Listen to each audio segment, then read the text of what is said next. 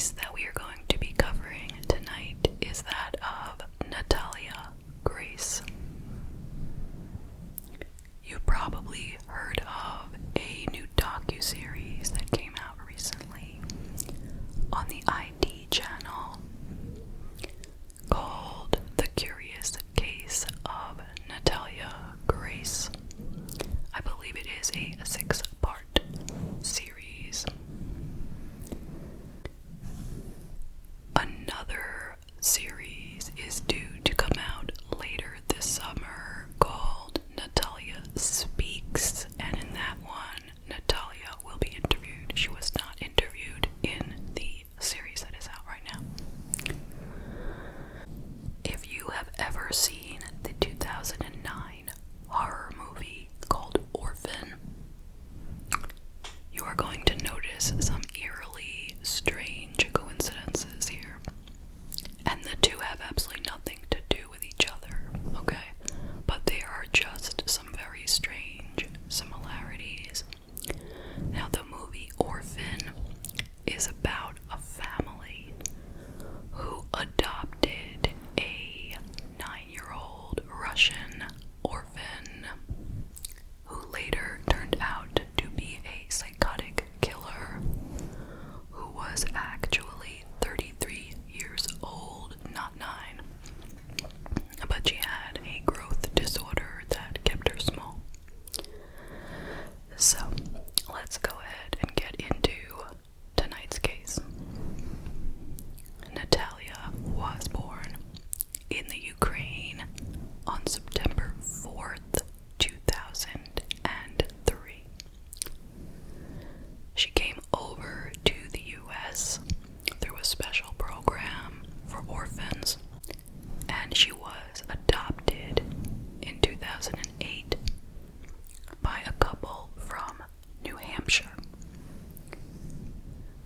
But it did not work out, and according to Natalia later, she said that the mother in New Hampshire accused her of trying to break her brother's arm, and she heard the mother say, quote, "I can't do this anymore." And so that adoption was terminated, and according to Natalia, she had bounced around through 30 different homes in the US between 2008 and 2010. 30 homes. And then finally, in 2010, she was placed with the Barnett family through an emergency adoption. This family consisted of 2 parents, Michael and Christine, and their 3 natural-born sons, one of whom had autism, but was known to be a math and science genius. He had actually been on 60 Minutes because of how much of a prodigy he was. But that's not really part of the story. It's just a side note. So anyway, Natalia was adopted by them. She was adopted in Florida, but the couple lived the family lived in Indiana. So they moved her in with them in Indiana, and she was said to be 6 years old at this time. 6, okay? But the parents started suspecting that something was not right with their new adoptive daughter. It's also important for you to know that Natalia has a form of dwarfism called spondyloepiphyseal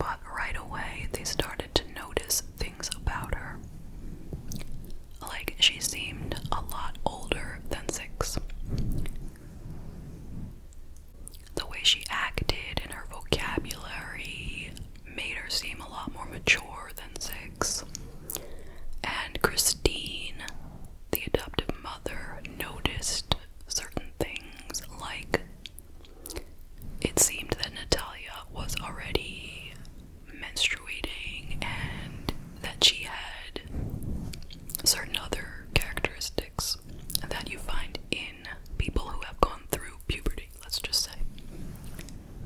They also noticed that she spoke English without any accent, and she had only been in the country supposedly for 2 years. It was noted that Natalia was taller than other children with her disorder who were the same reported age as she was. So the Barnett family decided to take Natalia to the Peyton Manning Children's Hospital in Indianapolis for a bone density test to see how old was she really. And they said she was at least 14. Okay, so she's supposed to be 6, but they said she is at least 14, which is 8 years difference. Michael, the father, claimed later that they were told by doctors, quote, that this person is a sociopath, this person is a con artist, you are all in danger, end quote. Now, not only did she seem like a different age, there were other problems as well. Reportedly, she had tried to harm all the members of the family on multiple occasions. She attempted to throw Christine into an electric fence. She tried to put bleach in her coffee to poison her. And she made threats that she was going to stab all the family members and bury them on the property. Supposedly, she hid knives all around the house, and she stood by their bed holding up a knife while they were sleeping one time. She would throw her adoptive brother's toys into the street in hopes that they would run out to get them and get hit by car. So, over the next short period of time, she was treated by mental health professionals. Christine said that while Natalia was in the hospital, she actually admitted to being an adult at one time. And hospital staff noticed her physical maturity and transferred her from the children's section of the psych ward to the adult wing. And then ultimately they discharged her from the hospital because she was flirting with men and she was making inappropriate sexual advances to them. Not something that a 6, 7, or 8-year-old would probably do, right? In 2012, so after 2 years, the Barnetts went to court to legally change Natalia's age. They wanted to change her birth year from 2003 to 1989. 1989, that's how many years is that? 14-year difference. And then after they successfully changed her birth date, they set her up in her own apartment in Indiana and left the country. That was in 2013. You see, they were moving to Canada because their son Jacob, who was 15 and had autism, he was about to start graduate school in Canada and they needed to go with him, or they wanted to go with him. Now, Michael and Christine would ultimately divorce shortly after moving to Canada. And in 2014, Christine Barnett wrote a book called The Spark, A Mother's Story of Nurturing Genius and Autism. And in this book, she does not mention anything at all about Natalia, nor does she even discuss the adoption at all in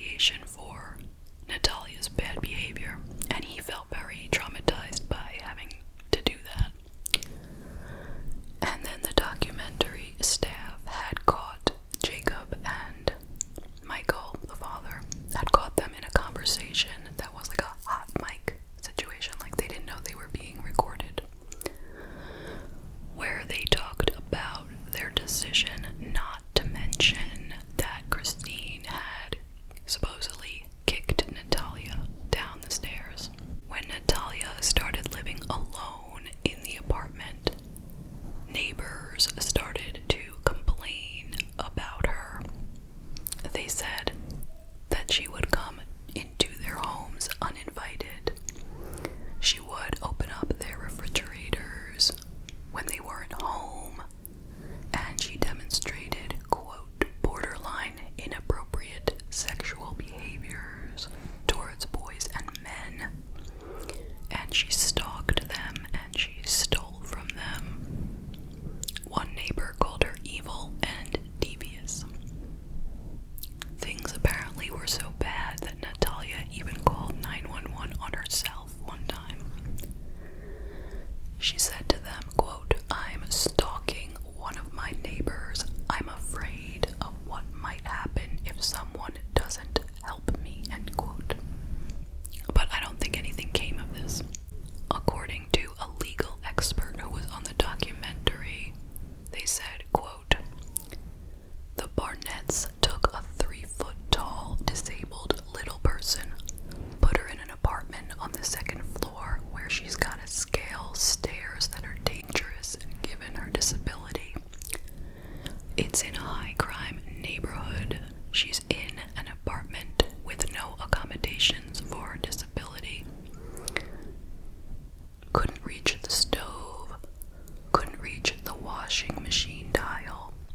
They took her cell phone. There's no landline in the apartment. There was absolutely no way for her to call for help. There was no electricity or food. So what are the Barnetts doing here? Are they trying to keep her silent, or are they trying to get rid of her for good, end quote. Now, there was one neighbor who saw things differently than the rest of them, and her name was Cynthia Mans. She found it hard to believe that Natalia was 22 years old, even though that was what she had been told by Natalia herself. So she invited Natalia to move into her home with her own children and husband. And she said she never saw any, evil, weird, strange, inappropriate behavior like everyone else. She even said that Natalia acted as a wonderful aunt and sister. In 2016, the man's family petitioned to become her legal guardian. But since on paper she was already an adult, they had to drop the petition. In 2019, Natalia and the Mans family appeared on the Dr. Phil show. And she told Dr. Phil that she is 16 years old. And she denied all of the allegations against her. She said she never tried to harm anyone and she was not lying about her age. She did admit to telling the healthcare worker that she was an adult because she said Christine told her to do that. And she said Christine also insisted that she tell her neighbors that she was 22 when she moved into the apartment. Now, according to this segment on the Dr. Phil show, Natalia's birth mother from the Ukraine insisted that Natalia was born in 2003. And it had been confirmed that they found paperwork from the orphanage stating that Natalia had been placed there in October of 2003 when she was a month old. In September of 2019, social services became involved with the case. Michael and Christine were both charged with neglect of a dependent causing bodily injury, neglect of a dependent causing serious bodily injury, endangering a dependent's life, abandoning or cruelly confining a dependent, and conspiracy to neglect a dependent. But it was a very tricky situation because of the difference between her legal and alleged biological age at the time when she was supposedly, quote, abandoned. Some of the charges were based on her being a minor, and some were simply based on her being an adult dependent with a disability. Ultimately, Michael was acquitted of all charges, and Christine's case was dismissed. Natalia currently still lives with the man's family and refers to them as her parents. And that is the case. What do you think? I will tell you some of my thoughts. Well, we aren't left with any concrete answers here. And of course, the main question is, how old is she? You know, she right now is either 19 or 33 or neither of those. So which one is it? Was she actually 6 when they adopted her? The people who placed her, were they lying? Or were they misled themselves? Or were they being honest? Like, we don't know. There are no answers because since it was an international adoption, the paperwork could be, all over the place. And even though you have doctors saying she appears to be older, it's not definitive. But what do I think? I think she was not 6 when she was adopted. She must have been at least 12. If I had to guess, at least 12.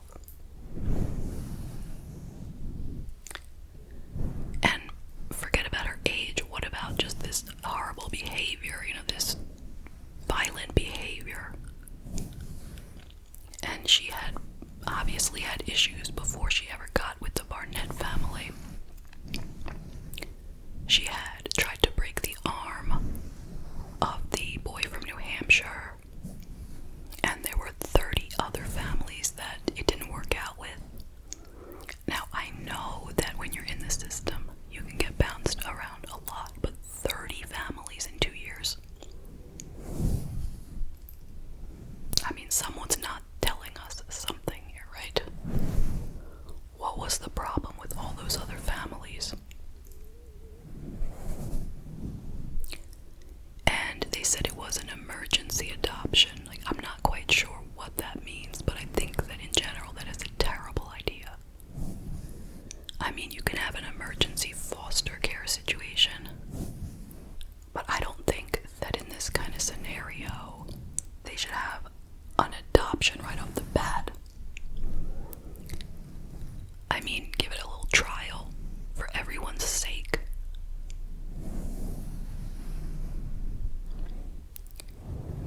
And like this family, there's something a little bit obviously sketchy about them as well. Do you believe that Christine actually abused Natalia, like Michael and Jacob had said?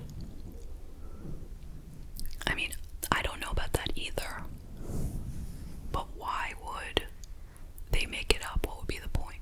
I mean, I know at that point Michael was divorced from Christine, and Jacob was in his care at that point, living with him. And Christine was not in this documentary. She was not interviewed. So I don't know if that happened or not.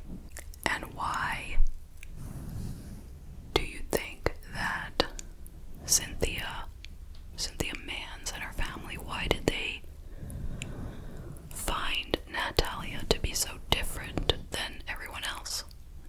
What was that all about? How did she change?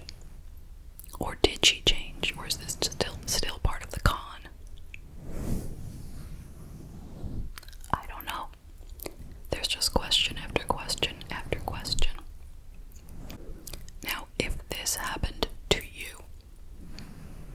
if you had